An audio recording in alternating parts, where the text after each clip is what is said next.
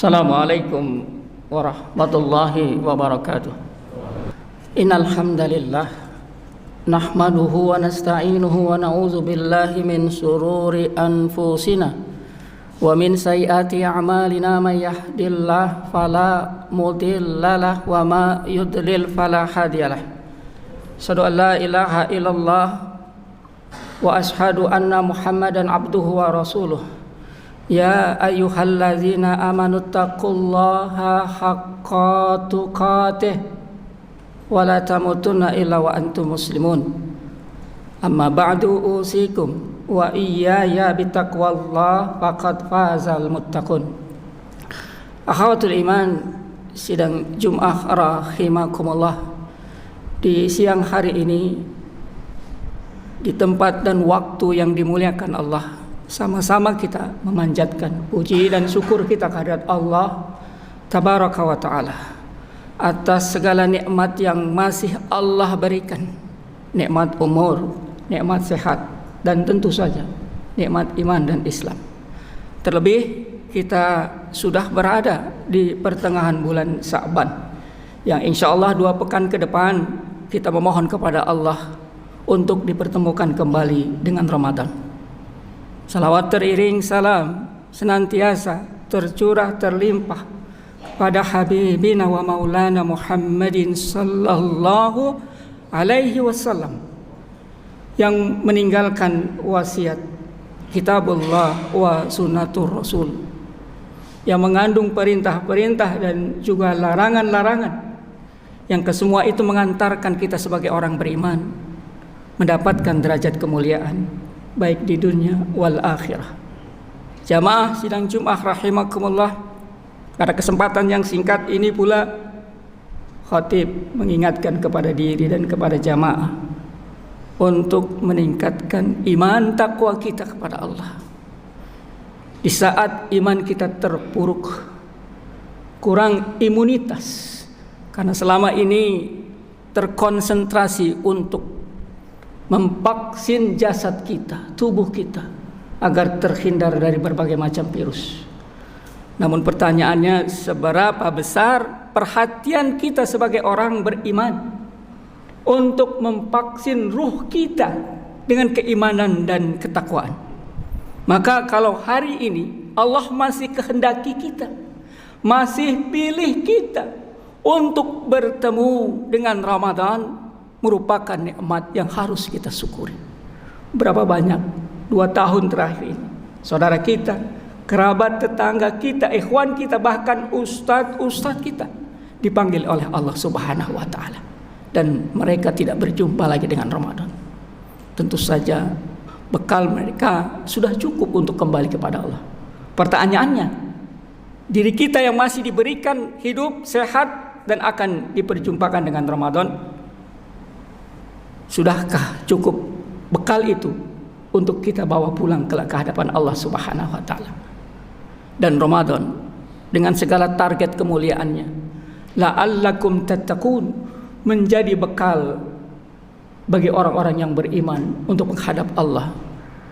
Fatazawwadu fa inna khairaz zadi taqwa. Akhawatul iman rahimakumullah, ibadah puasa oleh Allah Subhanahu wa Ta'ala dalam hadis qudsi dibedakan dengan ibadah-ibadah lainnya, dibedakan dengan ketaatan-ketaatan lainnya. Dalam hadis ini Allah Tabaraka wa Ta'ala mengatakan, kullu amalin ibnu adam yudha'aful hasanah asra amsalihha ila 700 dhifin. Setiap perbuatan amal anak Adam yudha'aful hasanah, akan dilipat gandakan kebaikannya dari mulai 10 sampai 700 kali lipat. Wa qala Allahu azza wa jalla, dalam hadis qudsi ini Allah katakan, illa siyam, kecuali ibadah puasa. Kenapa? Fa innahu li wa ana azibi. Puasa akan aku balas sendiri tanpa lagi menggunakan bilangan angka. Karena begitu besarnya pengorbanan, kesabaran seorang hamba untuk taat kepadaku selama sebulan. Wa ana azibih yada'u sahwatahu wa ta'amu min ajli. Disebabkan karena hambaku mampu menahan dan sabar dari setiap syahwatnya, keinginannya, kecintaannya terhadap dunia, keinginan kulinernya, min ajli, disebabkan karena keridhaanku. Jamaah sidang Jumat rahimakumullah, karena itu pahala yang akan diberikan oleh orang-orang yang sabar. Dan puasa melahirkan orang-orang yang sabar. Sabar dalam menjalankan ketaatan, sabar dalam menahan diri dari segala kemaksiatan, sabar dalam menerima ketetapan dan takdir Allah, terhimpun dalam ibadah puasa. Maka dalam surat Az-Zumar ayat 10, Allah berikan kebaikan yang tak terbatas untuk orang-orang yang sabar. Innama yuwaffas sabiruna ajrahum bighairi hisab. Sesungguhnya pahala kebaikan yang akan diterima oleh orang-orang yang sabar bighairi hisab, sudah tidak menggunakan kalkulasi angka. Akhawatul iman, jamaah sidang Jumat rahimakumullah, karena itulah puasa menguji kita untuk mengukur kadar iman takwa kita. Dan di antara sekian banyak makna, hikmah, kebaikan yang terkandung dalam ibadah asyam, kemampuan diri kita menata dan mengelola keinginan-keinginan dunia. Akhawatul iman rahimakumullah, karena itu sering kali disebutkan dalam Al-Quran, dalam surat Al-Fajr ayat 20, bagaimana sifat manusia yang berlebih-lebih dalam mencintai dunia. Wa tuhibbunal mala hubban jamma. Mereka begitu besar cintanya terhadap dunia. Wa innahu lihubbil khairi lasadid. Dalam surat Al-Adiyat disebutkan, sungguh manusia itu hubbil khairi syadid, sangat besar cintanya untuk mendapatkan dunianya. Ikhwafillah, jamaah Jumat rahimakumullah, makna siam dalam kajian lugawi adalah imsak, yang berarti menahan segala keinginan dunia kita. Ketika diwajibkan puasa dari mulai fajar sampai maghrib, kita mampu menahan hal-hal yang halal pada jam itu. Maka kalau itu kita sanggup sebulan penuh, sejatinya, seharusnya lebih dari itu kita mampu menahan yang haram, apa yang Allah larang dan Rasulnya. Ikhwafillah rahimakumullah, kita lihat bagaimana karakter sifat yang melekat pada diri manusia digambarkan oleh Allah dalam surat Fussilat ayat 49. La yas'amul insanu min du'ail khair. Manusia itu selalu menuntut, meminta kebaikan-kebaikan dunia. Wa in massahu syarr. Tapi sesaat saja dia tertimpa musibah, dihilangkan sedikit dunianya, fayausun qanut, mereka berputus asa, mereka bersuuzon terhadap ketetapan dan takdir Allah. Jamaah sidang Jumat rahimakumullah, suatu ketika baginda Rasulullah sallallahu alaihi wasallam menggambarkan bagaimana bahayanya daya rusak manusia yang tidak disibghah, diwarnai hati jiwanya dengan Al-Quran, melahirkan manusia-manusia yang tamak. Fir'aun di zamannya melahirkan peradaban Korun, dan genetika keturunan anak cucu Korun masih nampak kita lihat hari ini. Betapa orang tidak cukup dengan apa yang Allah berikan, dia masih menginginkan apa yang dimiliki oleh orang lain. Kalau perlu seluruh apa yang dimiliki manusia akan dimilikinya. Itulah mengapa Rasulullah menggambarkan ketamakan hirsun manusia. Dalam sebuah hadis disebutkan, lau anna libni adam wadiyan min zahab, sekiranya manusia itu sudah diberikan lembah emas, satu lembah emas, ahabba ayyakuna lahu wadiyani, dia akan terus meminta, dia akan terus menuntut, tidak pernah puas dan cukup, dia akan minta lembah keduanya. Maka Rasulullah katakan, walan yamla'u fahu, tidak akan pernah merasa cukup, puas mulut manusia itu, illa turab, kecuali ketika mulutnya, wajahnya sudah ditimbun oleh tanah. Maka ketika orang diwafatkan, sadarlah, mengerti dan pahamlah dia bahwa selama ini dunia yang dikejar, diburu, dicari siang malam hanyalah tipuan-tipuan belaka yang isinya tidak lebih, sebagaimana disebutkan oleh Al-Quran, la'ibun walahun wazinah, permainan, senda gurau dan perhiasan yang bisa melalaikan kita, melupakan kita dari kehidupan akhirat dan kebahagiaan surgawi. Ihwafillah rahimakumullah. Karena itu disebutkan Rasulullah SAW dalam sebuah hadis, yaqulul abdu, manusia seringkali menjerit, mengatakan, mali, hartaku, innamalahu min malihi salas.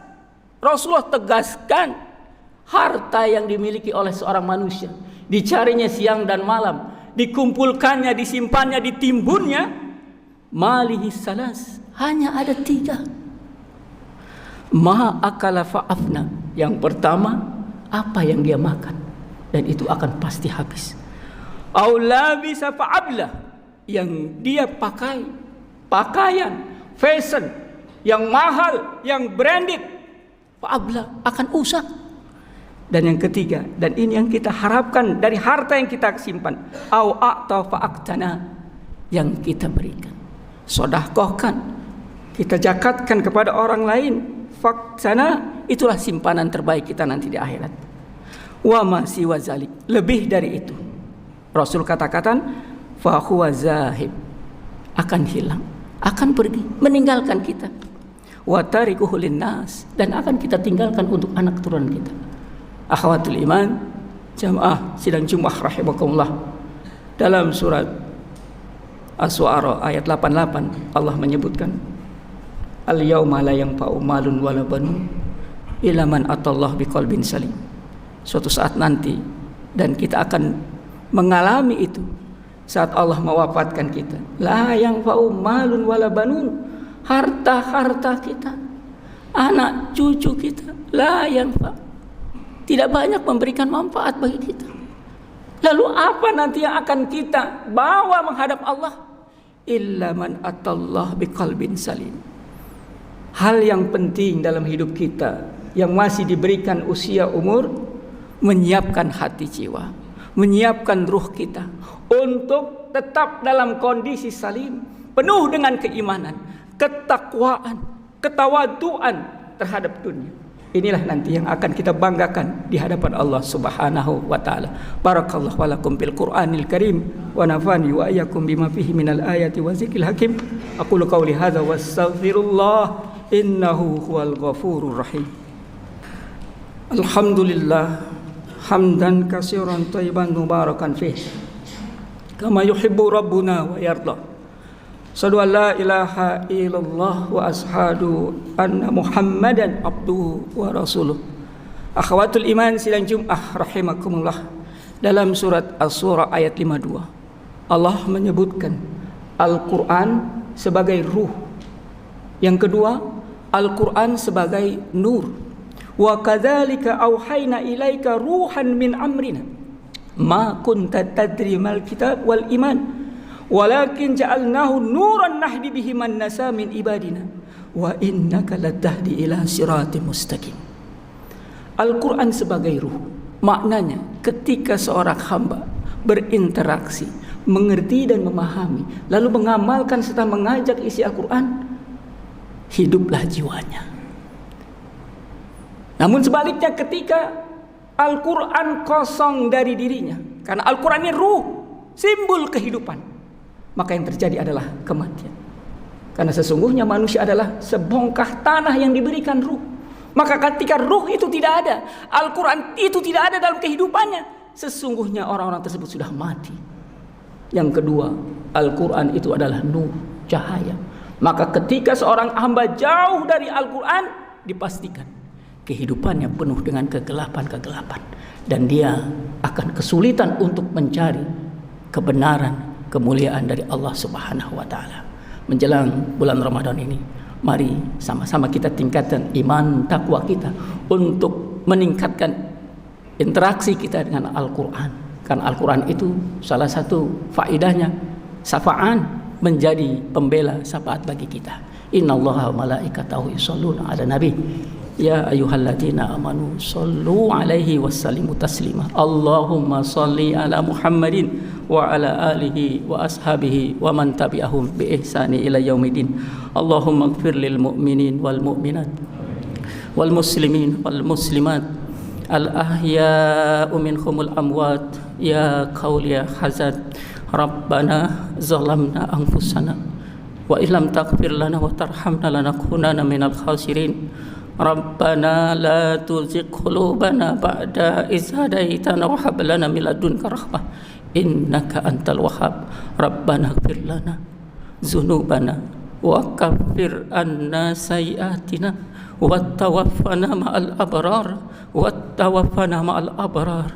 Rabbi ighfirli wa liwalidayya warhamhuma kama rabbayani shaghira. Allahumma a'izzatul Islam wal muslim. Allahumma a'izzatul Islam wal muslim. Allahumma a'izzatul Islam wal muslim. Rabbana atina fid dunya hasanah wa fil akhirati hasanah wa qina azabannar. Ibadallah, innallaha ya'murukum bil adli wal ihsan wa ita'i dzil qurba wa yanha 'anil fahsai wal munkar wal baghi ya'izukum la'allakum tadhakkarun. Fala zikrullahi akbar.